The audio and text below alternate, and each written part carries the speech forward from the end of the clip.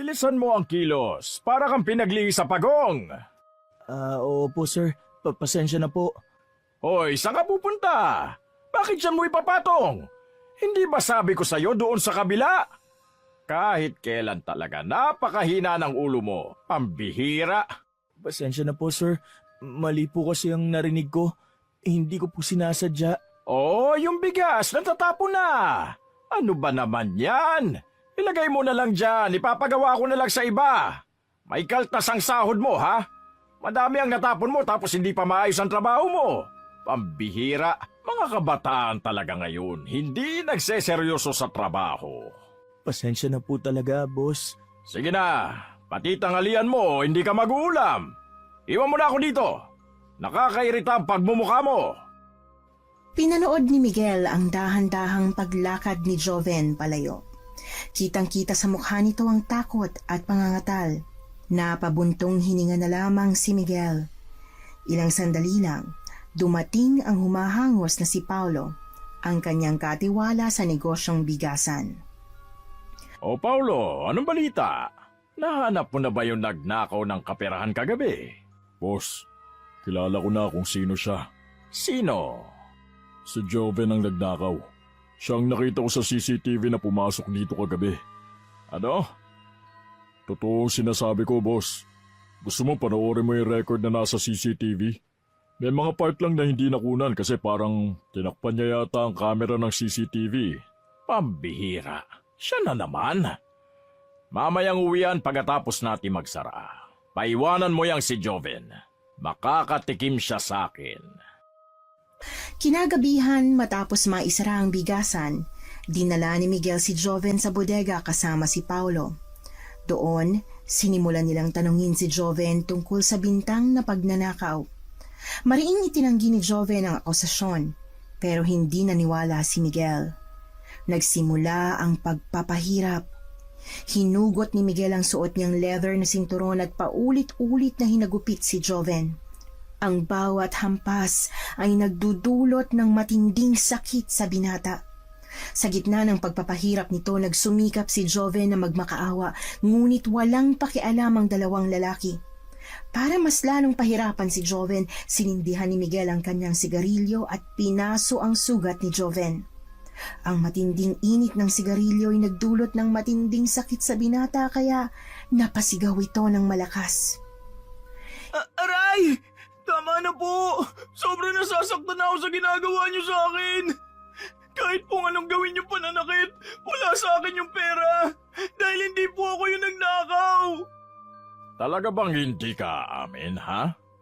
Mas lalo ka lang masasaktan. Uulitin ko. Saan mo dinala ang perang ninakaw mo? Maski alugugin niyo po ang lahat ng gamit ko, o kapkapan niyo ang buong katawan ko, wala kayong makukuha sa akin dahil hindi po ako yung nagnakaw. Malay ba namin kung yung perang ninakaw mo ay nabili mo na ng pambisyo o kaya naman ay naiabot mo na sa ibang tao? Malinaw ang aming ebidensya. Ikaw lang ang nakitang pumasok sa loob ng bigasan kagabi. Anong ginagawa mo rito kung hindi ikaw ang nagnakaw? May naiwan po kasi akong gamit. Binalikan ko lang. Pasensya na po kung basta na lang ako pumasok dito sa bigasan nang hindi nagpapaalam sa inyo. Aba, magdadahilan ka pa? Akala mo kapani-paniwala yung sinasabi mo? Sinong tanga ang pupuslit dito sa bigasan ng hating gabi dahil lang sa isang bagay na naiwanan at hindi man lang nagpaalam sa amin ni Paulo? Nahiya lang po kasi akong abalain kayo dahil alam ko nagpapahinga na kayo. Napakahalaga po kasi nung bagay na naiwan ko kaya hindi ako makatiis na kuhanin dito. Alam mo, nagiging mabait pa ako sa'yo dahil hindi kita pinabarangay o pinapulis. May pagkakataon ka pa ngayon na maitama ang mali mo nang hindi nasisira ang pangalan mo sa ibang tao. Kaya umamin ka na ngayon din. Ano po bang aaminin ko kung hindi ako yung nagnakaw ng pera dito sa bigasan kagabi? Eh sino pa kung hindi ikaw? Hindi ko po alam. Bakit kasi hindi nyo pa imbestigahan? Bakit ako agad yung unang sinisisi dahil ako nakita sa CCTV? Ginagawa niyo po ba yun dahil mainit ang dugo niyo sa akin? At ako ang pinakakinaiinisan niyo sa lahat ng tauhan? Aba, Ang lakas ng loob mo magsabi ng ganyan, ha? Paulo, iabot mo sa akin ang 2x2 na pamalo. Talagang pinaiinit ng binatang yan ang dugo ko. Ibinigay ni Paolo kay Miguel ang isang mahabang 2x2. Agad na hinagupit ni Miguel si Joven ng buong lakas. Ang hampas ay napakalakas na halos magkabali-bali ang mga buto ng binata. Sa sobrang sakit, wala nang nagawa si Joven kundi ang sumigaw at umiyak ng tahimik. Ilang sandali pa biglang nawala ng malay si Joven. Nakaramdam ng kaba si Miguel kaya agad niyang pinulsuhan ang binata. Nakahinga siya ng maluwag nang maramdaman ang pulso nito. Kumusta, boss? Buhay pa ba? Baka mayari tayo niyan. May pulso pa naman. Ibig sabihin, wala tayong dapat na ipag-alala. Dalin mo na sa ospital tapos sabihin mo sa pamilya na naaksidente sa daan habang pauwi galing sa trabaho. Teka, boss. Hindi ba natin sasagutin ang pampa-ospital niya? Bigyan mo ng 1K tapos bahala na ang pamilya niya sa ibang gastusin. Ang laki ng perang ninakaw ni Joven kaya hindi ko sasagutin ang buo ang pampa-ospital sa kanya. 10K ang ninakaw niya. Ang laking kawalan noon sa atin. Sige na, sundin mo na lang ang utos ko. Sige, boss. Sinunod ni Paolo ang utos ni Miguel at dinala si Joven sa ospital. Si Miguel naman ay dumiretso pa uwi sa kanilang bahay. Pagkarating niya, naligo siya at hinugasang mabuti ang kanyang mga kamay. Pagkatapos, dumiretso siya sa kusina para magluto ng hapunan para sa kanya at sa kanyang anak na si Aris. Matagal na kasing patay ang kanyang asawa kaya sila na lang ng anak niya ang magkasama. Napakasipag naman mag-aral ng kanyang anak at sa eskwelahan at bahay lang umiikot ang buhay nito. Kaya naman, hindi ito sakit sa ulo para kay Miguel. Nang maihanda na niya ang hapunan, saktong dumating si Aris. Oh, buti naman at dumating ka na. Saktong kakaluto ko lang ng hapunan natin ngayon. Opo, sakto nga kasi gutom na ako ngayon eh. Tapos niluto mo pa yung paborito kong menudo. Sigurado makakarami ako ng kain ngayon. Siyempre naman anak.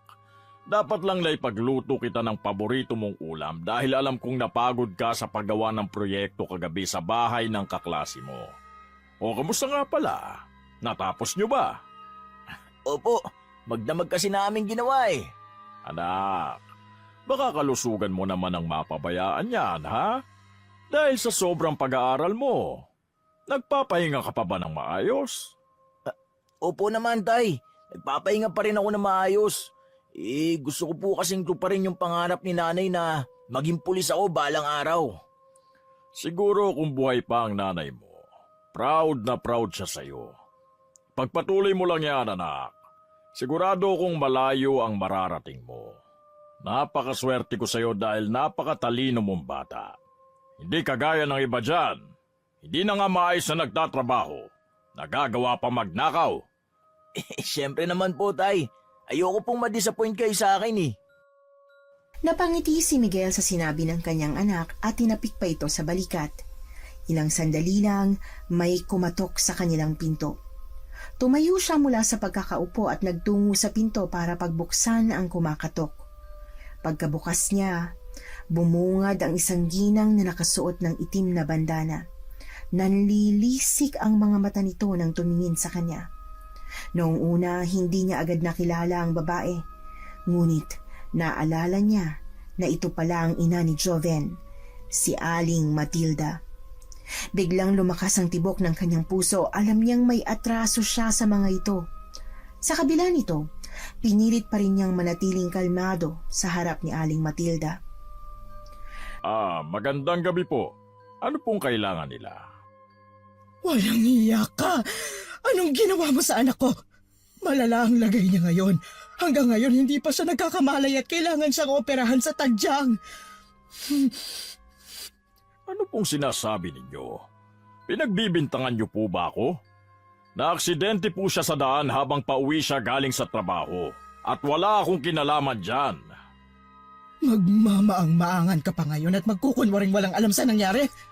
Totoo bang naaksidente talaga siya sa daan? Ang mga pasa niya parang pinalo ng malakas at meron pa siyang paso ng sigarilyo sa kanyang braso. Sigurado akong sinaktan mo siya. Kayo lang naman ang alam kong gagawa ng hindi maganda sa anak ko. At paano nyo naman nasiguro? Simula nang pumasok si Joven sa bigasan niyo, humina ang katawan niya, tsaka palagi siyang may pasa. Minsan nagsumbong din siya sa akin na pinalo niyo siya ng sinturon dahil may nagawa siyang palpak sa trabaho. O sige, aminin ko na. Yung anak ho ninyo ay nagnakaw ng halagang 10,000 sa perahan ng bigasan. Sinubukan ho namin siyang paaminin pero ayaw po niyang umamin. Kaya nasaktan ko ho siya. Ano? Pinagbibintangan mo ang anak ko na nagnakaw? Hindi niya yun magagawa, baka nagkamali lang kayo. Hindi ho kami nagkakamali dahil nakita namin siya sa CCTV kagabi.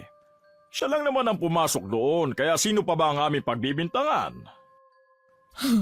Hindi magnanakaw ang anak ko. Bumalik siya kagabi sa bigasan dahil naiwan niya yung bag niya na pinaglalagyan ng gamot na binili niya para sa lolo niya. Masamang lagay ng tatay ko dahil hindi siya nakainom ng gamot kaya nagmadali siyang pumunta sa bigasan para kunin yon. Kilala ko si Joven at hindi niya magagawang pagnakawan kayo. Kung hindi yun magagawa ng anak ninyo, bakit nawala yung 10,000 piso sa perahan ng bigasan? Abay, ewan ko sa inyo. Hindi naman dahil pumunta yung anak ko doon, siya na agad ang nagnakaw. Alam ko ang modus sa mga kagaya ninyo Magnanakaw kayo ng pera tapos gagawa kayo ng kung ano-anong dahilan para mapagtakpan ang kasalanan ninyo. Yan din ba ang tinuro mo sa anak mo kaya hindi namin siya mapaamin? Totoo nga talaga na kung sino ang puno ay siya rin ang bunga. May pinagmanahan naman pala Kasalanan nyo rin kasi kung bakit nangyayari yan sa inyo. Hindi kasi nagsikap sa buhay, tapos pagtatrabahuhin nyo yung anak nyong palpak at magnanakaw.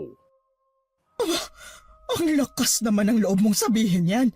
Dahil lang sa may kaya ka at may negosyo, napakalaki na ng ulo mo. Saka hindi ko pinagtrabaho ang anak ko. Siya ang kusang nagtrabaho dahil sa hirap ng buhay namin. Ayoko na nga siyang pagtrabahuhin dahil sa hirap ng buhay namin. Ayoko na nga siyang pagtrabahuhin dahil sa pananakit na nararanasan niya pero nagpupumilit siya dahil wala siyang ipangtutusto sa pag-aaral niya. Tapos ganun lang ang gagawin mo sa kanya.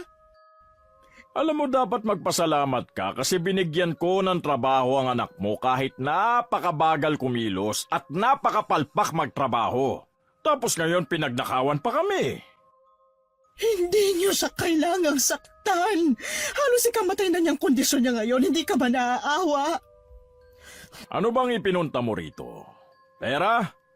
Ninakaw na nga ng anak ninyo yung pera namin tapos sa amin pa kayo manghihingi? Abay, bahala kayo dyan. Wala na akong maibibigay sa inyo. Wala ka talagang konsensya. Ikaw ang dahilan kung bakit nasa ospital ang anak ko ngayon. Kung hindi mo siya sinaktan, hindi sana ako lumalapit sa inyo ngayon. Nagnakaw nga kasi yung anak nyo.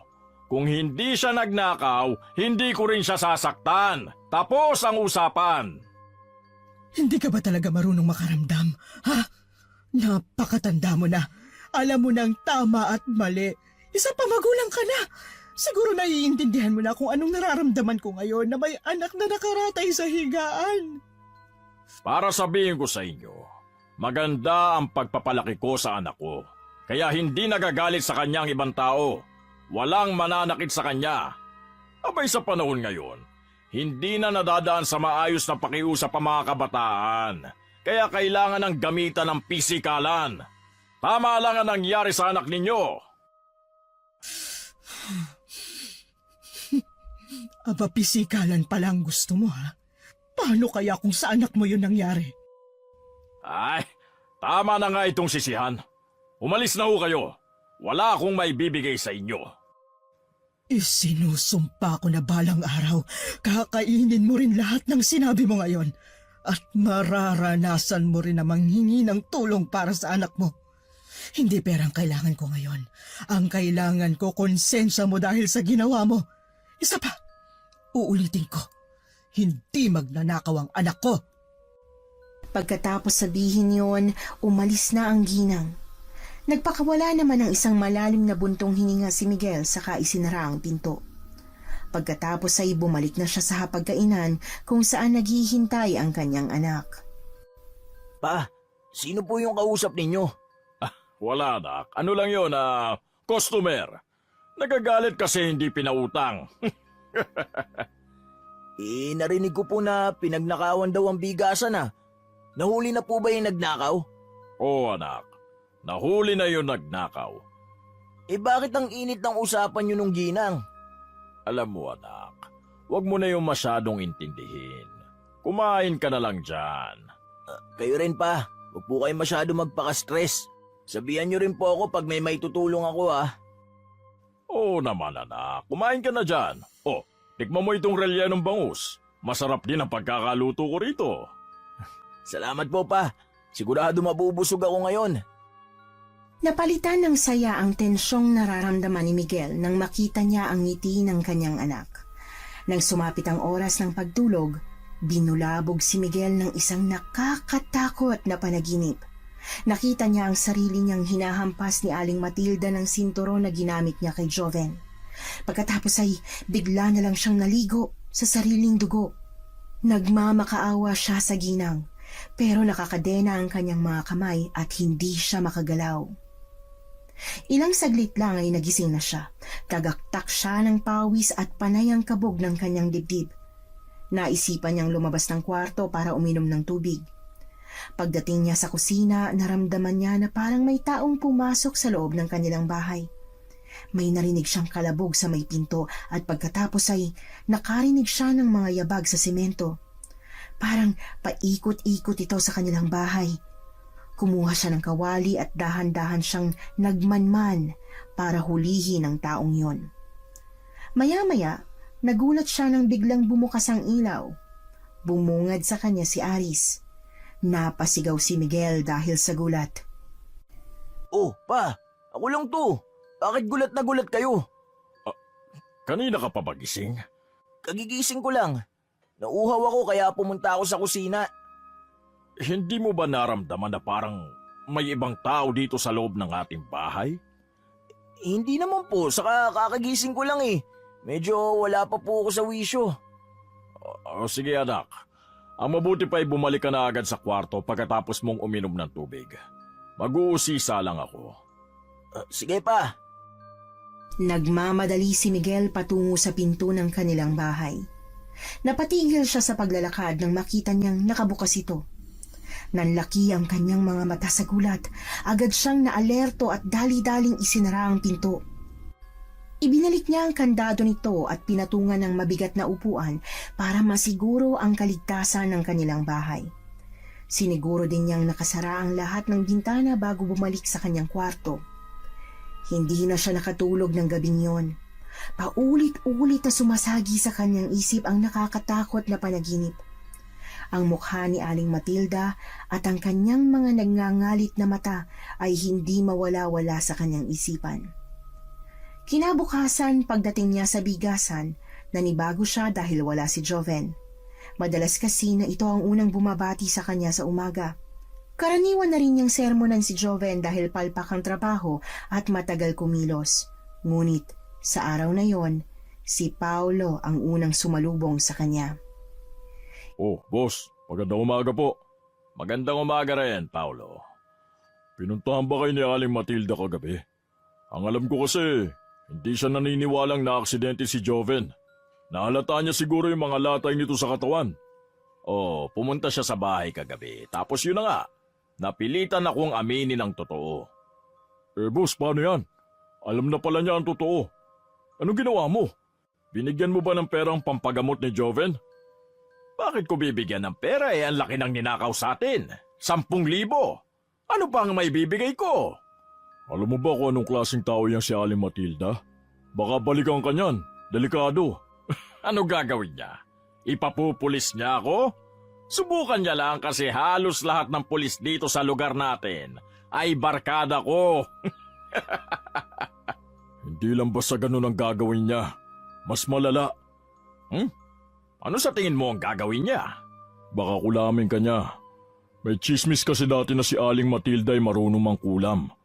Tanda mo ba yung si Aling Susan na naging kaaway niya dahil siniraan siya? Namatay yun dahil sa kulam. Namaga ang kanyang buong katawan. Sabi nila si Aling Matilda daw ang kumulam. Kasi yun lang naman ang nakaaway niya eh. Chismis lang pala eh. Hindi naman sigurado. Alam mo naman ang mga tao, kapag wala silang magawa ay nag-iimbento sila ng mga bagay na hindi naman totoo. Sa kakalukuhan niyang kulam na yan, hindi totoo ang mga ganyan. Totoo ang kulam, boss. Marami na rin akong kilala na nabiktima ng ganyan. Ay, magtrabaho na tayo. Hayaan mo na yung mga ganyan. Ipinagkibit balikat na lang ni Miguel ang sinabi ni Paulo. Ayaw niyang paniwalaan ang ganong bagay. Pilit niyang nilulunok ang konsensya at takot na unti-unting bumabalot sa kanyang pakiramdam. Kinagabihan, naisipan niyang ayain si Paulo na mag-inom kasama ang ilan pa nilang tauhan sa bigasan. Habang nagiinuman, nagkatuwaan pa sila at nagpayabangan. Tumawa sila ng malakas, nagkukwentuhan ng mga nakakatawang karanasan at nagtatawanan sa mga biro nila. Ano, boss? Pag nag-eleksyon ba, wala kayong balak na tumakbo sa pagkakonsehal? Marami nang nagtanong sa akin yan. Sabi ko naman, para saan pa? Dito nga sa lugar natin maraming ang takot sa akin kasi halos lahat ng mga matataas at may posisyon mga barkada ko. Kasi boss, dito sa lugar natin, sa lahat ng may kaya, ikaw ang may pinaka-may kaya. Hindi naman, saka siguro. Kung may aasahan ako sa ganyan, yung anak ko na lang. Alam nyo naman yon, napakatalino, napakabait, at napakasipag mag-aral. Dahil din sa galing mo magpalaki ng anak naging mabuting bata si Aris. Dapat yung anak ninyong pamarisan ng ibang kabataan sa lugar natin. Ayo naman, syempre. Hindi gaya nung anak ni Matilda. Yung naging tauhan natin sa bigasan, Paulo, si Joven. Balita ko'y puro palakol ang grado noon sa school tapos pagdating sa trabaho, napakapalpak. Walang araw na hindi nagkakamali. Hindi na naituloy pa ni Miguel ang sasabihin. Bigla siyang natigilan nang makita niya si Aling Matilda na sumulpot sa kanyang harapan. Nanlilisik ang mga mata nito at halatang napakinggan ang huli niyang sinabi. Agad siyang napalunok. Pinilit niyang magkunwari na walang anumang nasabing masama. Oh, ano na namang ginagawa mo dito? Talagang hindi ka tinatamaan ng kahit kaunting konsensya, no? Malala pa rin ang lagay ng anak ko. Kapag hindi pa siya naoperahan, pwede siyang mamatay anumang oras dahil namumuo ang dugo sa loob ng katawan niya. Hindi ba sinabi ko na sa inyo kahapon, wala na akong maibibigay dahil ninakaw na ng anak ninyo. Hanapin ninyo kung saan niya dinala ang pera at yun ang gamitin niyong pampaopera. Hindi nagnakaw ang anak ko at siyang biktima ng sitwasyon na ito. Dahil sinaktan mo siya, responsibilidad mong akuin ang ginawa mong kasalanan. Kahapon ko pa nasabi sa inyo kung anong nangyari. Gusto niyo ba isa-isahin ko pa? Matindi ang ebidensya na anak mo ang nagnakaw sa bigasan. Talagang mas mahalaga pa sa iyo ang pera kaysa sa buhay ng isang tao. Talagang mananakit at papatay ka ng tao dahil lang sa konting pera na nawala sa iyo. Napakasama mo namang tao kung ganun. Talagang hindi ka titigil? O etong 5,000, idagdag mo sa pampaopera ni Joven. Masaya ka na ba? Wala ka talagang puso! Ito na ang huling pagkakataon na ibibigay ko sa iyo dahil isinusumpa ako na ibabalik sa iyo ng langit ang kasamaan mo. Pagkatapos sabihin yon, umalis na si Aling Matilda pero pinulot nito ang perang itinapon ni Miguel sa kalsada. Pinagtawanan lang ito ni Miguel at ng mga kasama niya. Hindi kasi maganda ang tingin ng mga tao kay Matilda. Tinatawag siyang baliw at may sayad ang isip. Sa kabila ng samut-saring pangaalipusta ni na Miguel sa ginang, tanging si Paulo lang ang hindi nagsasalita ng masamang bagay laban dito. Mag-ingat kayo sa sinasabi ninyo. Walang sayad ang isip ni Aling Matilda. Napakadelikado niya. Baka mamaya, kulamin niya kayo, boss. Naniniwala ka talaga doon? Gawa-gawa lang yun ng mga tao. Pinapaalalahanan ko lang kayo. Kasi may mga tao na delikado at hindi natin alam ang tinatakbo ng isip. Si Aling Matilda, sa palagay ko, Siya yung tipo ng tao na gumaganti kapag ginawa ng masama ng iba. Ano ba, Paolo? May gusto ka ba kay Aling Matilda? Bakit parang ang defensive mo sa matandang yon? May asim pa ba yan? Pinapaalalahanan ko lang kayo. Kasi hindi na din magandang sinasabi niyo dun sa tao eh. Lalo ka na. Alam mo naman sa sarili mo kung anong ginawa mo. Ikaw din. Hindi yan. Walang mangyayaring masama. Huwag mo masyadong intindihin yung mga ganong bagay. Ang mabuti pa, tumagay ka na lang. Kaagad na kinuha ni Miguel ang shot glass. Sinalinan niya ito ng alak saka ibinigay kay Paolo. Ipinagkibit balikat lang niya ang mga sinasabi nito. Kahit sa loob-loob niya ay tumutusok yon sa kanyang dibdib. Pinilit niyang magpanggap na walang pakialam. Sa madaling salita, nagpapaalipin siya sa kanyang pagiging palalo. Kinagabihan, muli na naman siyang binulabog ng isang panaginip. Nakita niya si Joven na nakatayo sa kanyang harapan, duguan at humihingi ng tulong. Paulit-ulit din itong sinasabi na hindi siya ang nagnakaw ng pera. Maya-maya pa biglang dumating si Aling Matilda. Paulit-ulit din itong nagsalita at walang ibang lumabas sa bibig nito kundi ang pagsasabing isinusumpa siya. Kaagad na napabangon si Miguel mula sa panaginip na yon. Nahihirapan siyang huminga ng mga oras na yon kaya naman binuksan niya ang bintana. Pero sa halip na makalanghap siya ng sariwang hangin, bigla niyang nakita sa hindi kalayuan si Aling Matilda. Nakasuot ito ng itim na bandana at maraming nakasabit na medalyon sa leeg. Kitang-kita niya kung paano siya panlisikan ng mata nito dahil natatamaan ng ilaw ng poste ang mukha ng ginang.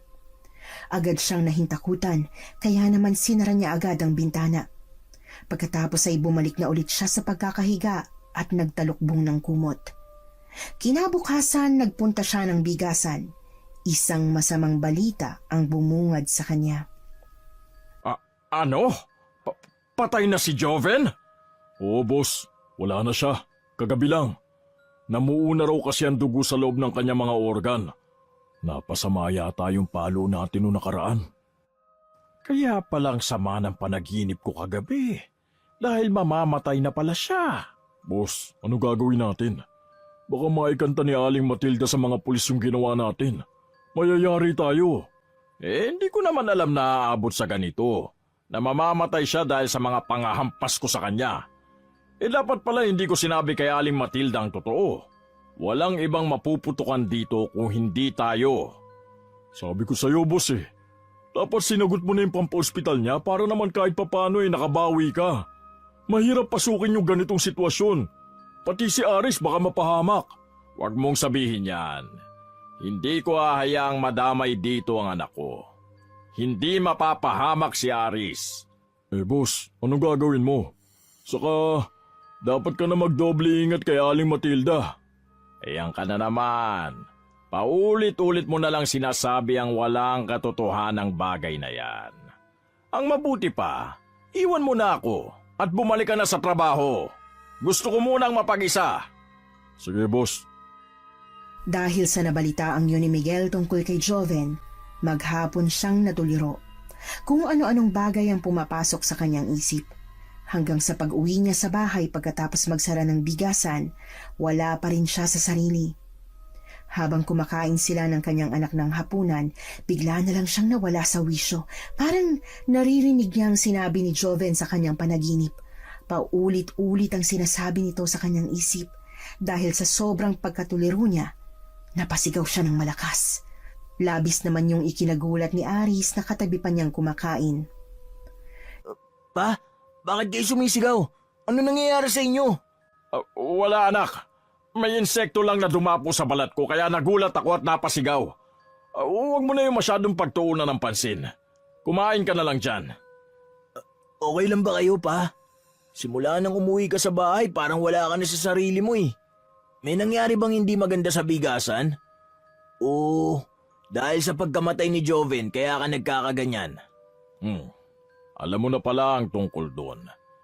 Kanina kasi pinuntahan ako ni Aling Matilda at sinabi niya sa akin. At anong sinabi niya sa'yo? Kayo raw po ang pumatay kay Joven. Totoo po ba yun? Ano? Sinabi niya yun sa'yo? Ay, huwag kang maniwala doon, anak. Hindi yun totoo. Alam mo naman ang bali-balita ng mga tao tungkol sa ginang na yun. Hindi matino ang kanyang pag-iisip. Kaya kung ano-ano ang kanyang sinasabi. Hindi nga po ako naniniwala pero bakit kausap niyo po siya noong nakaraang araw?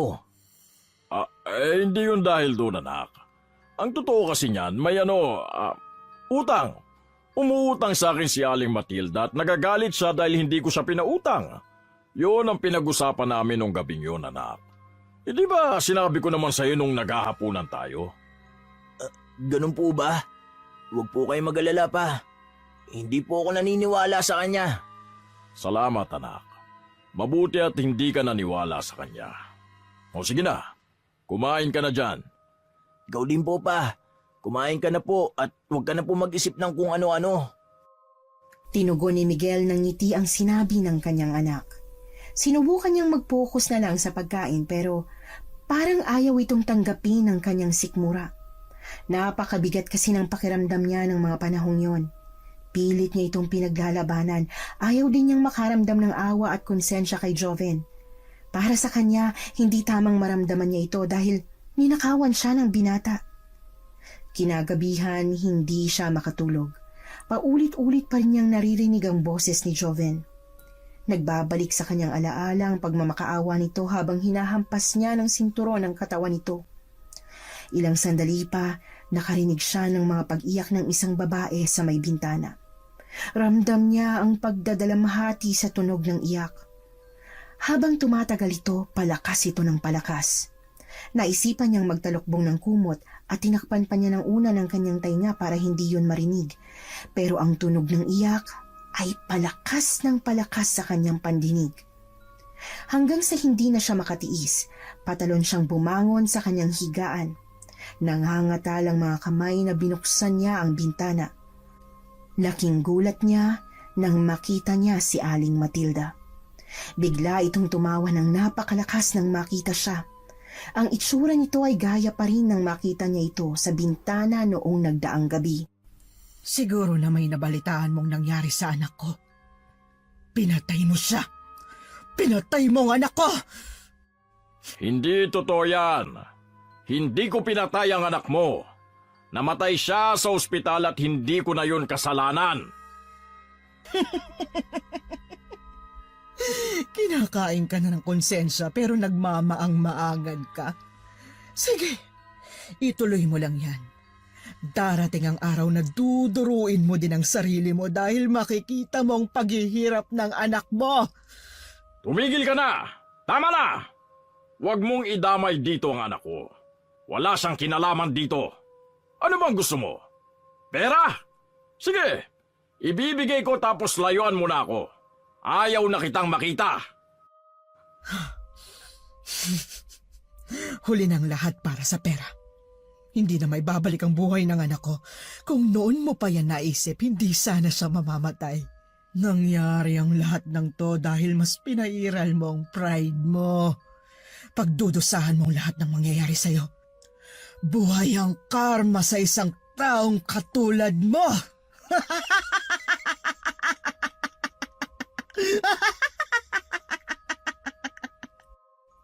Tumigil ka na! Tumigil ka na! Tama na! Parang awa mo na! Parang awa mo na!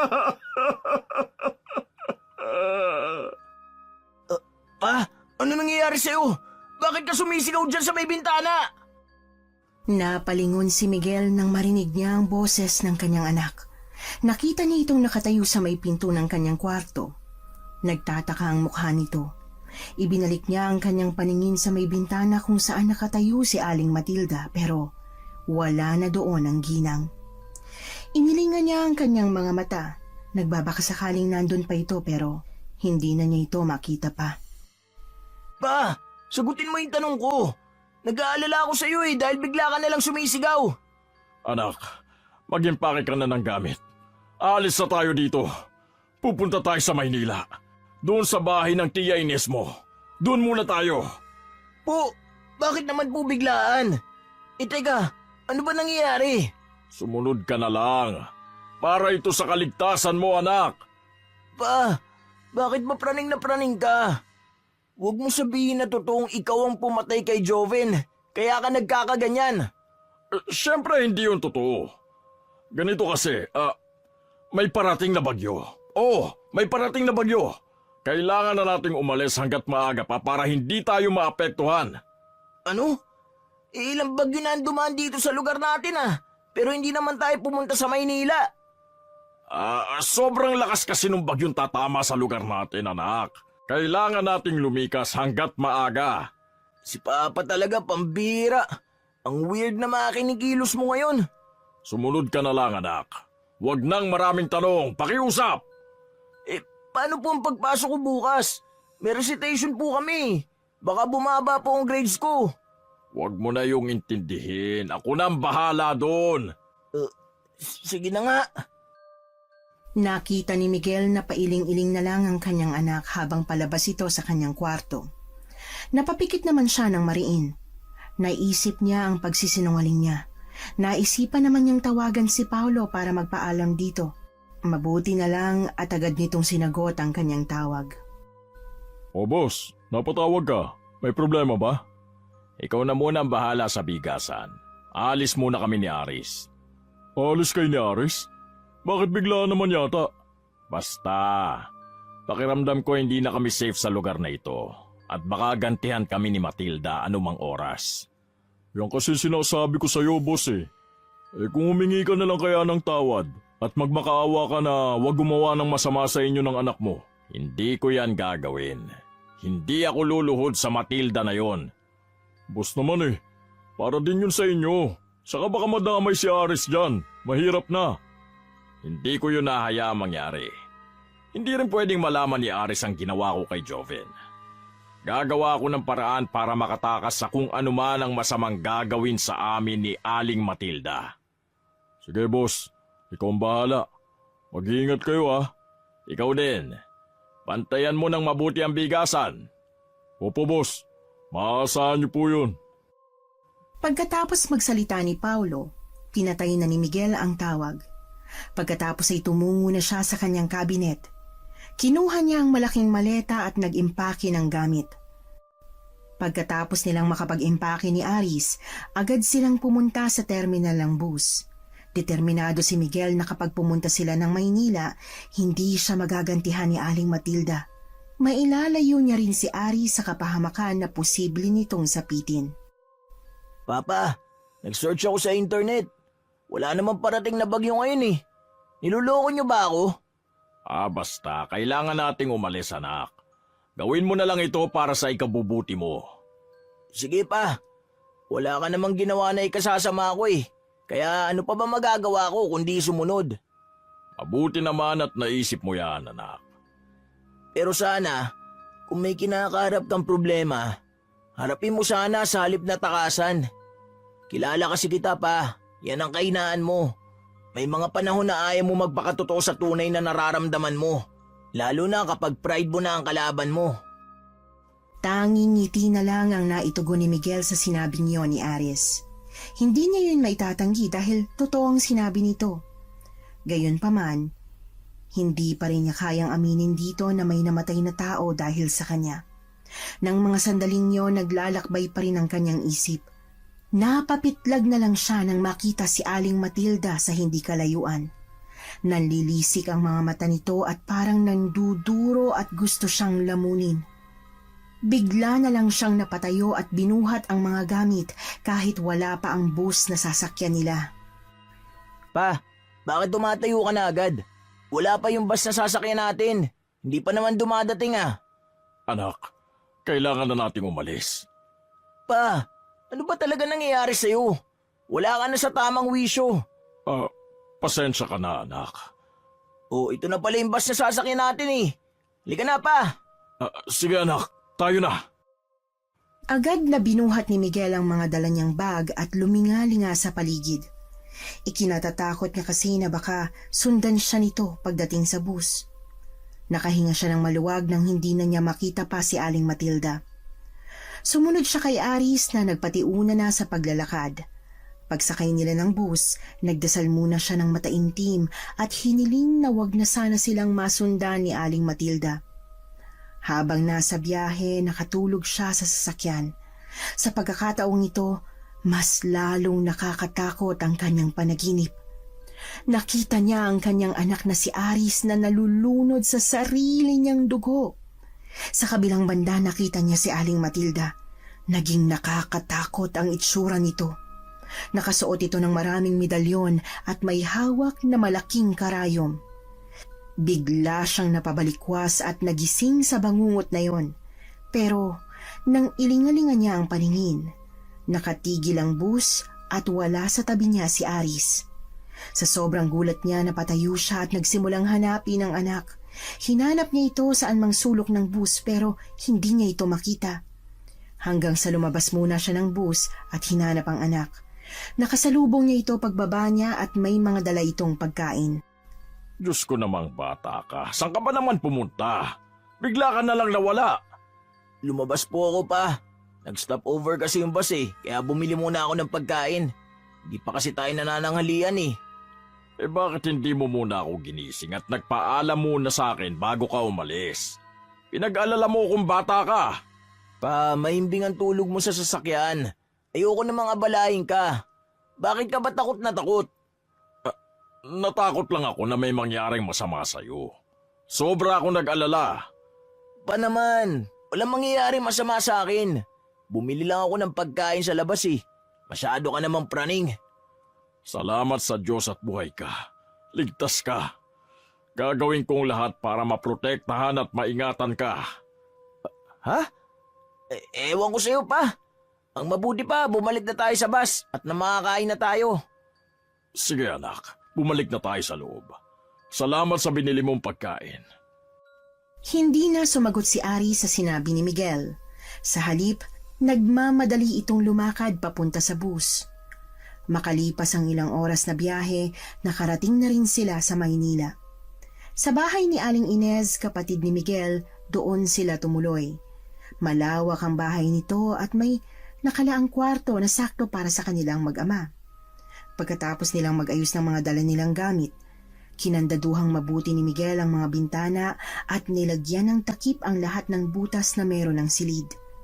Nakita niya si Aris na titig sa ginagawa niya at nagtataka. Pa, bakit yung tinatakpan lahat ng butas? Baka mamaya hindi napasukan ng hangin tong kwarto natin. Ano ba talagang dahilan bakit kayo nagkakaganyan?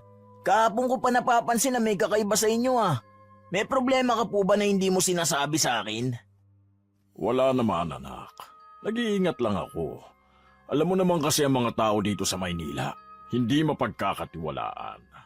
Sigurado ba kayo na wala talaga? Pa, hindi ka naman ganyan Sa tingin ko may problema ka talaga. May nangyari bang hindi maganda? May nakaaway ka ba sa bigasan na tinatakasan mo kaya tayo umalis sa atin? Paano ko ba dapat sabihin ito? Pa naman, nagugulungan na ako. Ang hirap manghula ng dahilan kung bakit parang takot na takot ka at may kung sinong umahabol sa'yo. Sabihin mo na sa akin, baka makatulong ako. Si Aling Matilda.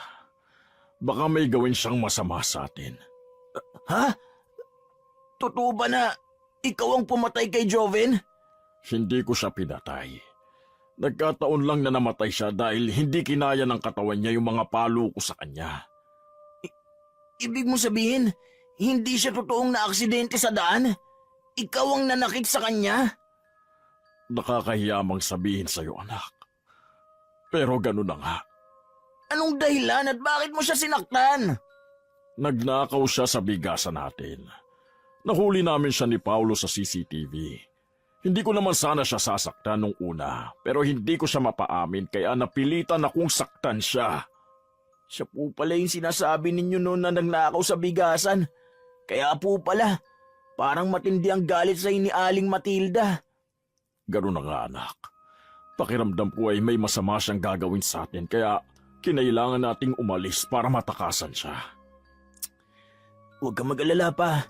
Hindi naman po malalaman ni Aling Matilda tong kina Tia Ines Sana nga anak. Sana hindi tayo nasundan ng matandang yun. Hindi yan pa. Huwag kayong mag-alala.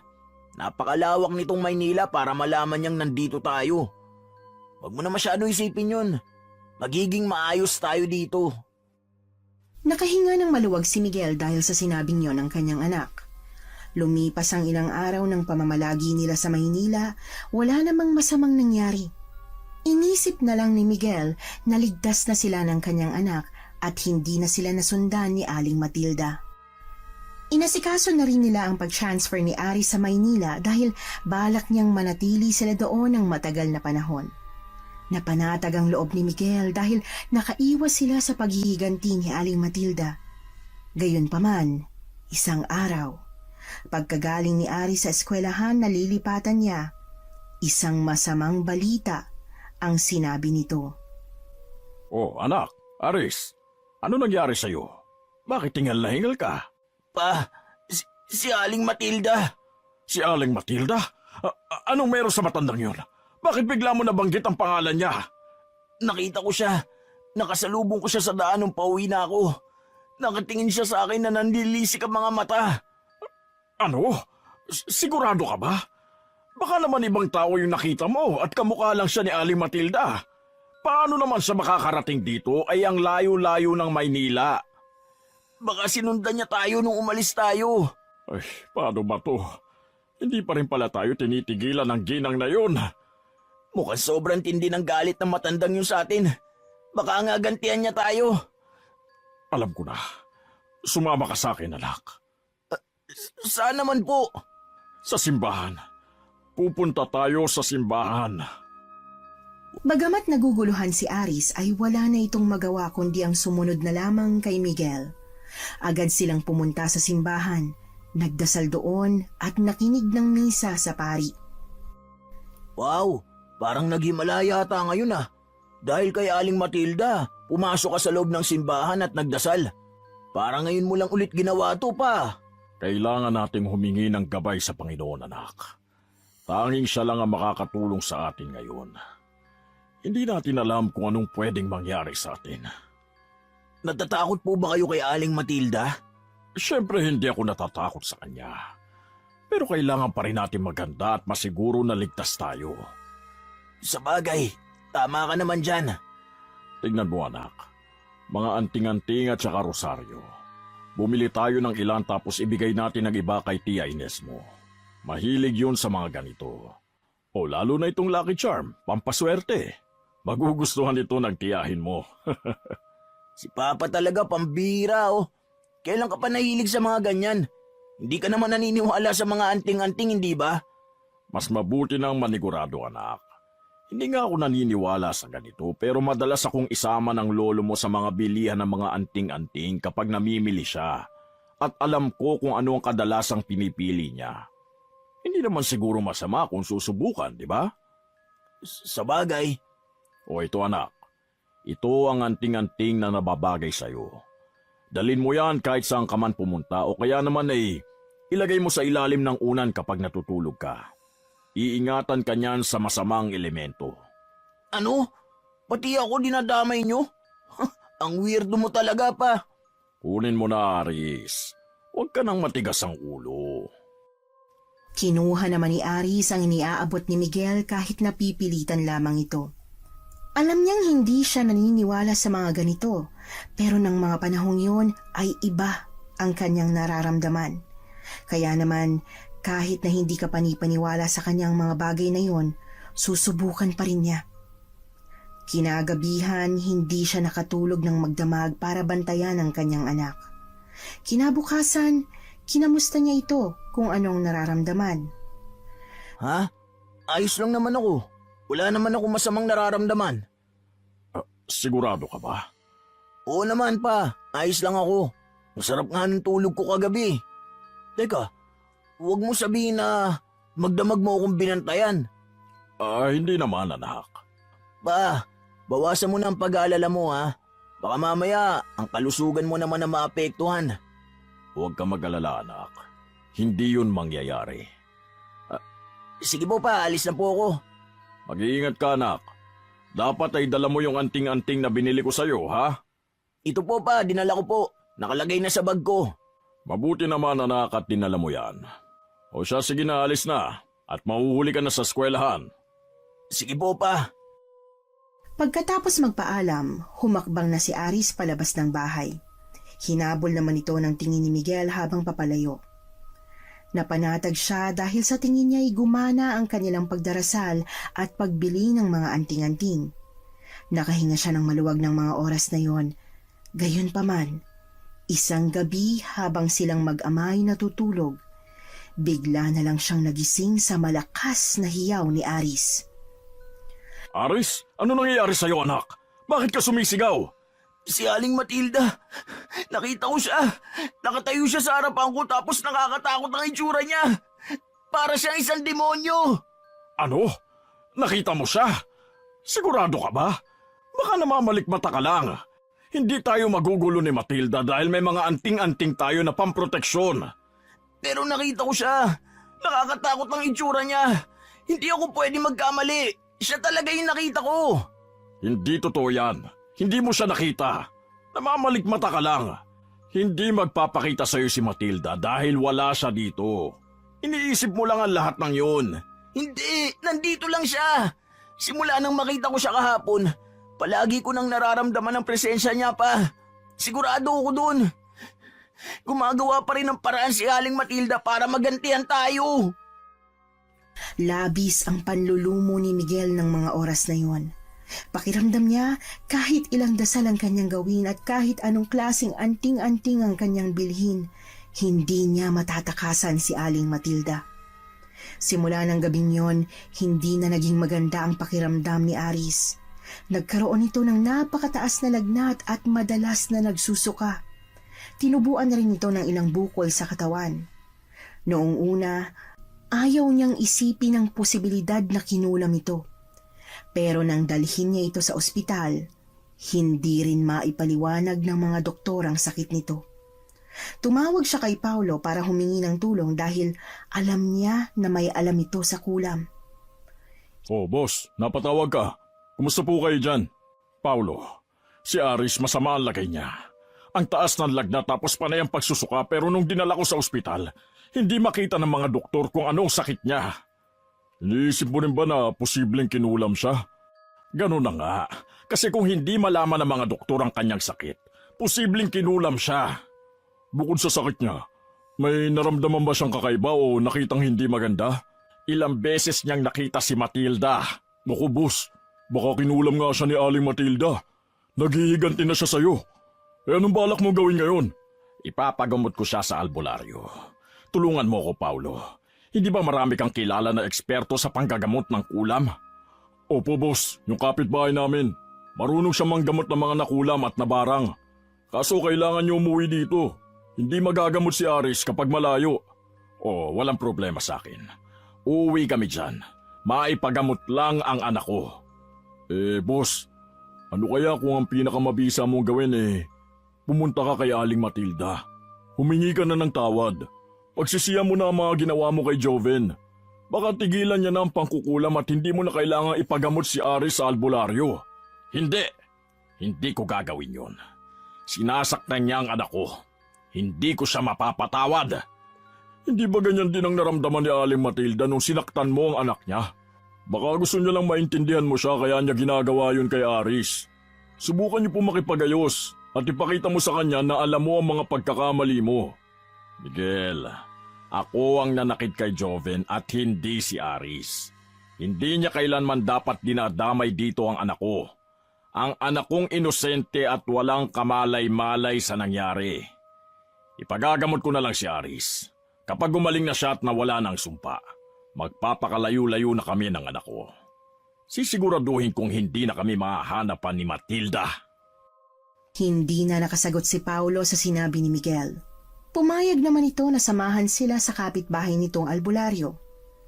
Pagbalik ni Miguel sa silid ng anak, nakita niya ito na sumusuka ng itim na likido.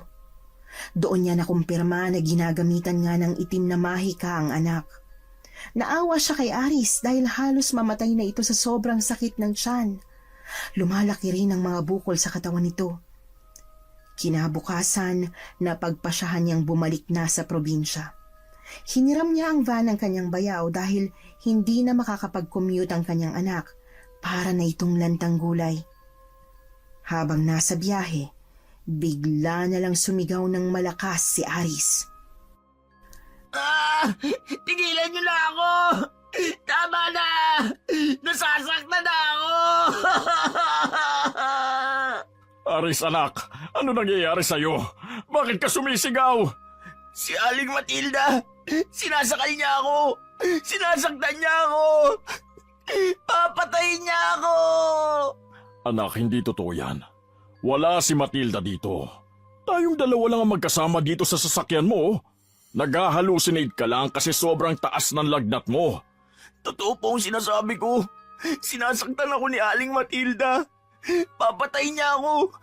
Baka patayin ka din niya. Pa! Tulungan mo ako. Nahihirapan na ako huminga. Mamamatay na ako. Agad na huminto si Miguel sa pagmamaneho at pinuntahan ang kanyang anak. Mabilis niyang hinawakan ang kamay ni Aris na nakasakal sa sarili nito at maingat na inalis mula sa leeg. Hingal na umupo si Aris habang tagaktak ang pawis at putlang-putla.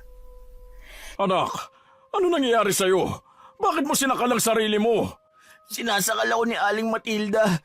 Nakita ko siya. Nandito lang siya pa. Kasama natin siya. Gusto niya akong mamatay. Papatayin niya ako. Anak, wala dito si Matilda. Parte lang yan ang ginagawa niya sa'yo. Ginagawa niya sa akin? Kinukulam ka niya, anak. Bakit niya gagawin sa akin yun? Wala akong masamang ginawa sa kanya. Dahil ba yun sa nangyari kay Joven pa? Kumaganti siya sa atin. Ako ang ginagamit niya para makaganti sa'yo. Hindi ko rin alam. Hindi ko rin alam kung bakit kailangan kanyang idamay sa lahat ng ito. Bakit ako? Bakit kailangan ako magdusa sa lahat ng ito? Anak, ikalma mo lang ang sarili mo. Magpakatatag ka lang at malalampasan mo rin ang lahat ng ito. Hindi kita pababayaan. Pero pa, nandito pa lang tayo sa biyahe, parang mamamatay na ako. Baka hindi na ako umabot ng buhay sa pupuntahan natin. Anak, kaunting oras na lang at makakarating na tayo doon. Kumapit ka lang, anak. Gagaling ka at maaalis din sa katawan mo ang itim na mahika ni Matilda. Nandito lang ako sa tabi mo, anak. Niyakap ni Miguel ang nanghihinang si Aris. Napakalala na ng kondisyon nito. Sobrang payat na ang katawan at nagnanana na ang mga sugat sa katawan na tumutubo sa mga bukol nito. Awang-awa na siya sa kanyang anak kaya hindi niya mapigilan ang mapahagulgol habang nakayakap dito. Samantala, matapos ang ilang oras na biyahe, nakarating na rin sila sa probinsya. Sinalubong sila ni Paulo at agad silang dumiretso sa kapitbahay nitong albularyo. Nakakatakot ang itsura ng bahay nito. Puno ng iba't ibang uri ng medalyon at anting-anting ang mga dingding. Marami rin nakasabit na iba't ibang klase ng halamang gamot. Sa sala ay may maliit na higaan at altar sa tabihan. Dito pinahihiga ang mga nagpapagamot. Ang matandang albularyo ay handa na rin. May mga nakalagay na kandila sa tabi at palanggana na may lamang tubig, pagkatapos ay pulpito ng posporo at isang rosaryo. May nakapatong din na dahon ng madre de cacao sa lamesa, dahil ito pala ay mabisang pangontra sa kulam. Agad nilang pinahiga doon si Aris, pagkatapos ay sinimulan na ng albularyo ang ritual. Hinawakan ito sa ulo si Aris at nagdasal ng salitang Latin. Sinindihan din ito ang kandila sa tabi. Sunod ay tiningnan nito ang daliri ni Paulo kung pantay at napailing ito nang makitang hindi yon magkapantay. Pagkatapos ay inipit nito sa daliri ng binata ang maliit na pulpito. Diniinan yun ng matanda at napasigaw si Aris dahil sa sobrang sakit. Kita ni Miguel ang paghihirap ng kanyang anak kaya napatayo siya para puntahan ito. Kaagad naman siyang pinigilan ni Paulo. Hayaan mo lang siya, boss. Parte kasi yun ng ritual. Nahihirapan na ng sobrang anak ko. Sigurado ka bang gagaling siya sa albularyong yan? Bakit parang mas lalo lang siyang nahihirapan? Ganyan kasi talaga ang paraan ng pag-aalis ng kulam. Huwag kang mag-alala. Magaling yan si Katirso. Sana nga gumaling na ang anak ko. Hirap na siya. Bakit ba kailangan siya pang madamay sa kasalanang ginawa ko? Boss, bakit ba kasi ayaw mong pumunta kay Aling Matilda? Baka gusto lang naman niya na humingi ka ng tawad sa kanya. Paano ko ba magagawa yun? Parang mas lalo akong nawawala ng amor sa kanya. Sabi ko naman sa'yo, boss, iba siyang maghiganti. Ikaw na lang ang magpakumbaba sa kanya at baka sakaling alisin niya ang kulam sa anak mo. Sabi mo, di ba? Magaling yang albularyo na yan.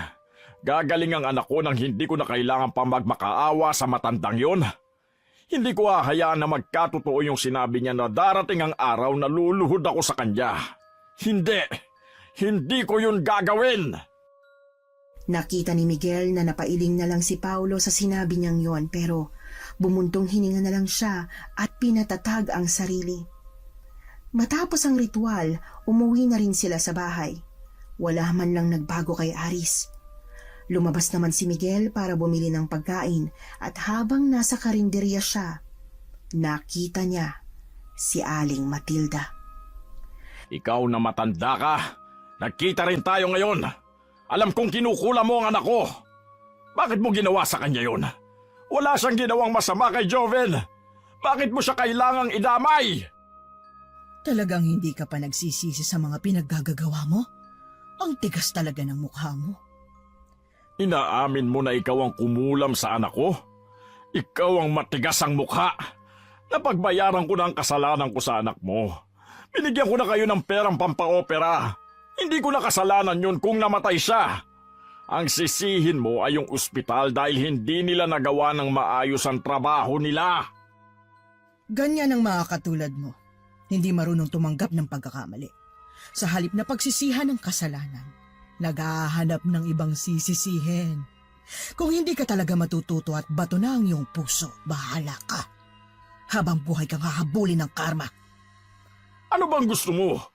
Kulang pa ba yung perang ibinigay ko noon? Sige, babayaran ko. Magkano ba ang kailangan?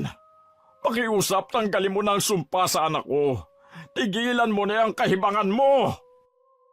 Ako pa ngayon ang nahihibang? Sinasabi ko sa'yo, lahat ng sinasabi mo ngayon, isusuka mo rin balang araw kapag hindi ka pa nagising sa katotohanan ngayon. Duduruin mo ang sarili mo dahil sa kawalang hiyaan mo. Sa pagkakataong yon, nagmatigas pa rin si Miguel. Para sa kanya kasi, hinding-hindi siya luluhod sa matandang ito. Samantala, nang akmang lalakad na siya, ay may nakasalubong siyang isang dalagita at nabangga niya ito. Pasensya na, Ineng. Ayos ka lang ba? Opo. Kayo po yung tatay ni Aris? Ako nga. Bakit? Kaklase mo ba siya? Opo, kaklase ko po siya. Kumusta na po si Aris? Malala ang lagay niya. Hindi pa rin siya gumagaling sa sakit niya. Ganun ba? Sige, Ineng. Mauna na ako, ha? Sige po. Napansin ni Miguel na sumilay ang ngiti sa labi ng dalagita nang sabihin niya ang kondisyon ni Aris. May kakaiba siyang naramdaman ng mga sandaling yon dahil ito lang ang taong may ganoong reaksyon sa masamang kondisyon ng anak niya. Gayunpaman, ipinagkibit balikat na lamang niya ito. Samantala, wala man lang nagbago sa kondisyon ni Aris. Sa halip ay mas lalo pa itong lumala. Scammer naman pala yung pinagdalan sa kanya. Bakit siya pa ang inirekomenda mo sa akin, Paulo? Boss, legit na albularyo si Katirso. Ayaw lang talagang alisin ni Aling Matilda ang mahika, kaya hindi siya malabanan ng ritual ni Katirso.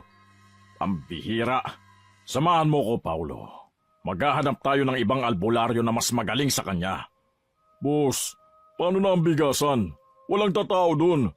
2 taon na natin na nag-resign nito nakaraang araw. Hayaan mo na muna yung bigasan. Isara na muna yan. Sa ngayon ay mas mahalaga sa akin ang buhay ng anak ko. Sige po, boss. Masusunod po. Kung saan-saan nagpunta sina Paulo at Miguel para maghanap ng albularyo. Malaking pera na rin ang naubos nila sa pagpapagamot kay Aris pero wala man lang ipinagbago ang kondisyon nito. Halos araw-araw ay pinapagamot nila ito pero mas lalo lang lumalala ang kalagayan niya. Matindi na ang pagmamanas nito pero hindi pa rin gumagaling. Ang sabi ng mga albularyong gumagamot kay Aris, hindi raw sumusuko ang mangkukulam at patuloy pa rin ang paglalagay ng itim na mahika sa binata. Sobrang delikado raw nito dahil pwedeng buhay nila ang maging kapalit. Ilang beses din silang naloko ng ibang albularyo hanggang sa naapektuhan na ang kanilang kabuhayan dahil sa dami ng nailabas na pera. Napakarami na talagang manloloko sa panahon ngayon. Ang laki na ng naubos na pera tapos hindi naman mabawi sa kanila yung binayad ko kasi pinaghirapan na raw. Ay, pambihira. Ang dami na tuloy ng perang nakuha sa bigasan. Boss, may malaking problema tayo. Ano yun? Ang dami nagrereklamo sa bigas natin ngayon kasi ang pangit daw ng quality. Madaming bato tapos matigas yung kanin. Yung mga may tindahan na regular na kumukuha ng sako-sakong bigas sa atin, hindi na nagpapadeliver. Tapos mula kaninang umaga, 2 customer pa lang ang bumibili sa atin. Binaba naman natin ang presyo, hindi ba? Binabaan na natin ng sobrang presyo para naman maging mabilis sa mga tao. Oo nga, boss. Pero hinahanap pa rin nila yung dating quality ng mga bigas natin. Pambihira. Ang laki na kasi ng nakukuha natin pera sa bigasan kaya hindi tayo makakuha ng magagandang quality ng bigas. Wala tayong choice kundi ibenta na lang yung mga nakaimbak. May mas malala pa tayong problema dyan, boss. Ano yun? Yung 2 nating tauhan na sina Empoy sa Jeko, magre-resign na rin sila. Ano? Sino pang makakatulong natin sa bigasan? Pambihira talaga. Tanging malalim na buntong hininga lang ang nagawa ni Miguel ng mga oras na yon dahil sa mga nangyayari. Pakiramdam niya ay nanghihina na siya ng sobra. Sa labas ng bintana, nakita niya si Aling Matilda na tumatawa habang nakatingin sa kanya. Nanlilisik ang mga mata nito. Napaatras siya at napasigaw ng malakas, parang halos mababaliw na. Boss, ano nangyayari sa'yo? Bakit ka sumisigaw? Si Matilda. Si Aling Matilda? Anong ibig niyo sabihin na si Aling Matilda? Siya ba ang iniisip niyong dahilan kung bakit minamalas ang bigasan? Si Aris. Oh, wala po ba sa kwarto niya? Si Aris. Baka kung ano nangyari sa kanya. Kailangan natin siyang puntahan.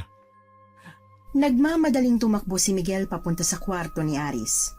Agad naman siyang sinundan ni Paulo na nalilito sa nangyayari.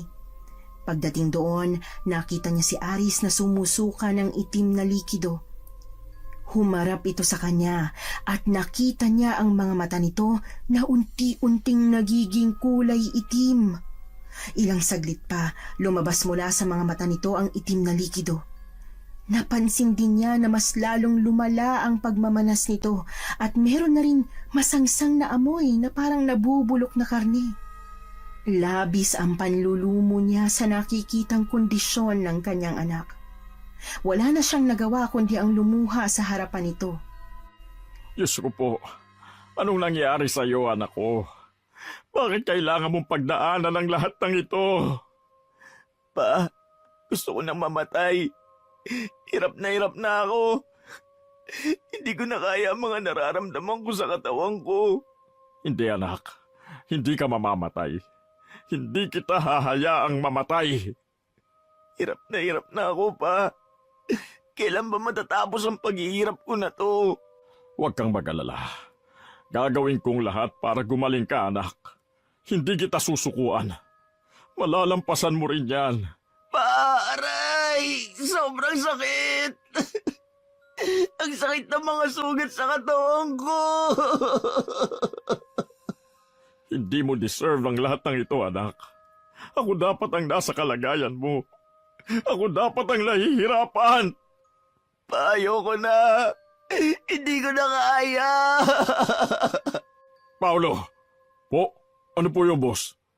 Dito ka muna. Bantayan mo si Aris. Pupuntahan ko si Matilda. Ano gagawin mo? Makikipag-away ka na naman? Hindi makakatulong yung iniisip mong gawin, boss. Baka mas lalo lang niyang pahirapan si Aris. Hindi ako makikipag-away. Aaminin ko na sa kanya ang mga nagawa kong kasalanan at hihingi ako ng tawad. Alam ko na ang pakiramdam niya nung namatay si Joven. Sige po, boss. Tama yan. Mag-iingat po kayo. Niyakap muna ni Miguel ang anak bago tumayo at umalis ng bahay. Habang naglalakad ay magulo ang kanyang isip. Halo-halo ang emosyong nararamdaman niya ng mga oras na yon at para siyang dinudurog ng kanyang konsensya.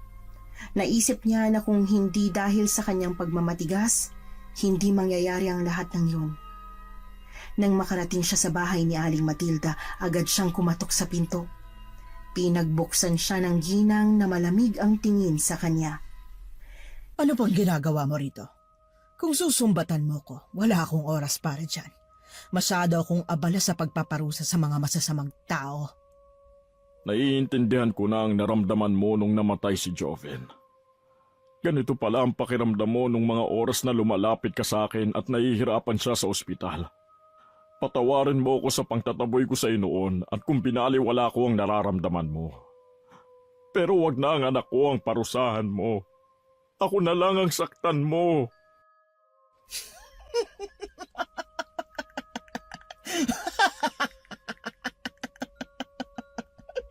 Baliwala ang parusa kung ikaw lang ang masasaktan. Madaling tiisin ang pisikal na sakit pero ang sakit ng damdamin, hindi. Pero walang kinalaman dito si Aris. Huwag mo na siyang inamay dito. Hindi dapat sinasaktan ng mga inosente, alam mo yun. Hindi dapat sinasaktan ng mga inosente. Ikaw ang dapat mas unang nakaalam nun. Yang anak mong si Aris, hindi yan inosente. Masyado ka lang mapagmataas kaya akala mo magandang pagpapalaki mo sa anak mo. Anong sinabi mo? Wala kang karapatan na pag-isipan ng kung ano-ano ang anak ko. Oo, inaamin ko. Hindi ako mabuting tao pero iba ang anak ko. Mas mabuti ang puso niya kaysa sa akin.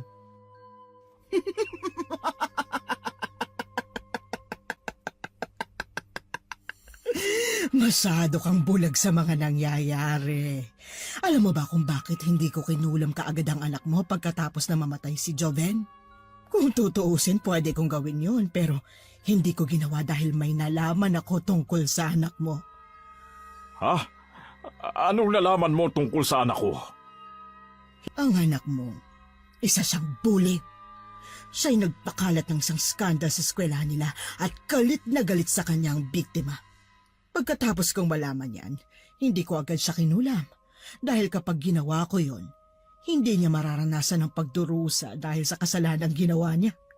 At parang umaayon ang langit dahil may isang dalagitang lumapit sa akin at humiling na kulamin siya. Malala ang binigay ko sa kanyang sakit para siyang magpasa ng kasalanan mo at ng kasalanang ginawa niya sa iba. Biglang sumagi sa isip ni Miguel ang dalagitang nakita niya sa daan na kinumusta ang anak niya noong isang araw. Naisip niya na baka ito ang sinasabi ni Aling Matilda na nabiktima ni Aris. Hindi siya makapaniwala ng mga oras na yon. Hindi totoo yan. Huwag kang mag-imbento ng kwento tungkol sa anak ko. Hindi niya magagawa yan.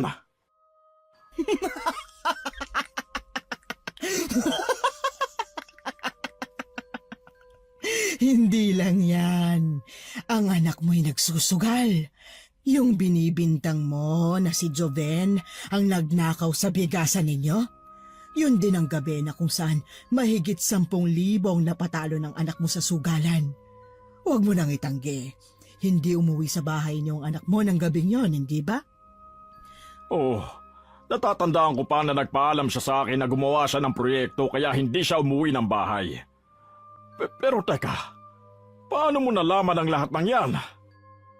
Wala akong tiwala sa mga pulis pero mas magaling pa ako sa kanilang mag-imbestiga.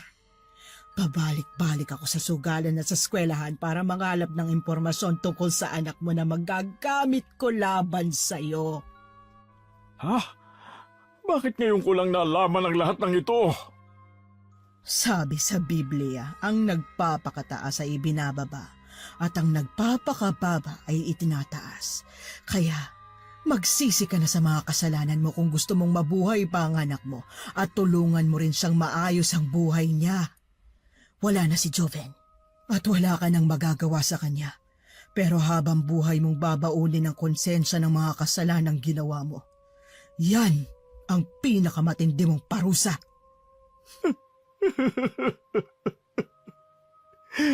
Patawarin mo ko. Sana mapatawad mo pa ako. Masyado akong naging mapagmataas.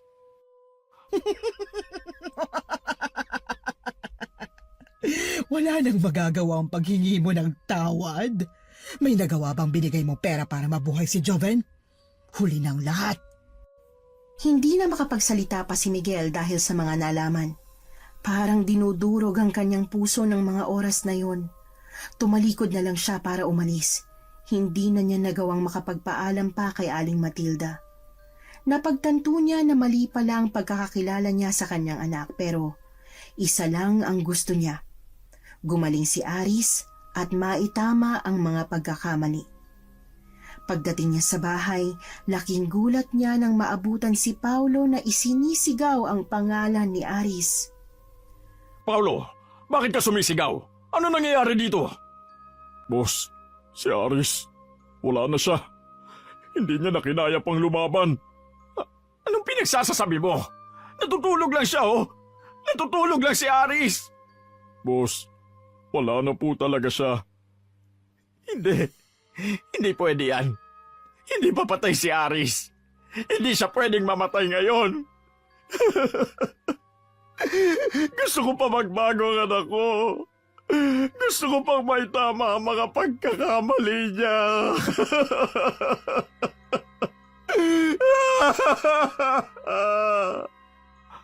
Wala nang magawa si Miguel kundi ang patuloy na humagulgol at yakapin ang malamig na bangkay ng kanyang anak. Mula sa bintana, malapit sa kwarto nito, natatanaw niya si Aling Matilda.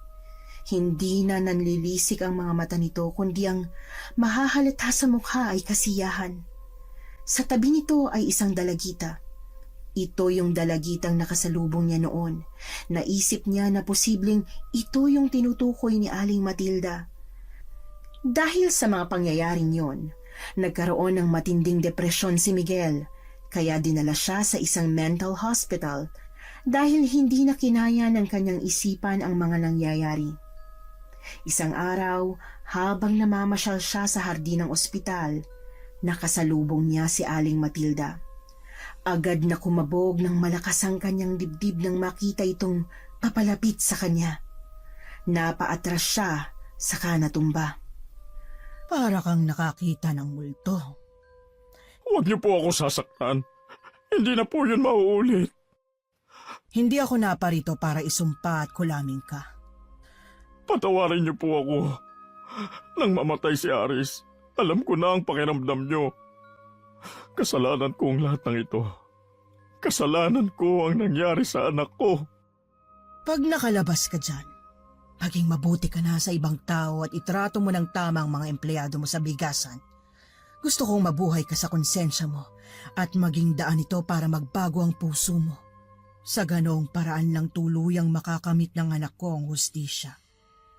Pagkasabi nun, umalis na si Aling Matilda at naiwan si Miguel na nakatulala. Pagkatapos, umiyak ito ng malakas at napaluhod. Makalipas ang 1 taon at 6 na buwan, nakalabas na rin siya sa mental hospital at nakapagsimula ng bagong buhay.